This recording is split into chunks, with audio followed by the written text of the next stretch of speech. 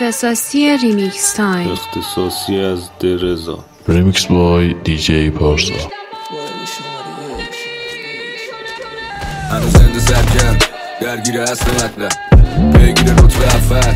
همچنان قفل حرکت اینجا تو موقع جنگل به سربازا یاد میدن نخبه جنگل به هر بابا نبه یه لقمه کردن نویس بن صفره چون مفتی گردن ننوی حرف است کوبیده سردست جنگ تا پیروزی سروده حمله است للازی ها مثل نفت خام جا جفت تا در بیاد کنده کار خنده دار فیلم نشتین از هنه دار پولیس کابلو میگیره تا قندار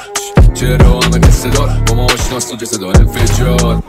با دینا همه رنگن به مالا به تو قد کنی لنگن به مالا کل لعنت ها گنگن یه رو کتاب از راه مینن یه رو تنگن به مالا این دست دو پنگن به مالا همه داجی ها پی جنگن به مالا بیکونه تنگن به مالا شما باز دردید سنگر به مالا یا حقیقی نمخه بگو شانس ما داریم که جا این سگا ما رو گرفته این بزقه کتر اومدی چسبیدی به چونه ما لقمه بگیری ها تو رو باید دیسمونه همون تتله حبت این لباس ها اندازه خیک تو نیست ولی با پای خودت خوب اومدی وسط حجر اینا نصیحت پسر بچه دیس به تو نیست این دفعه میگیرم به یه بر دهن کتم چون تو پلش گفتم خوبه کار شده باورش تلخ رپم بلدی که به منو تلا سرش همون بیت تو بزن تا بی نیاد صداد من بتم میشم رو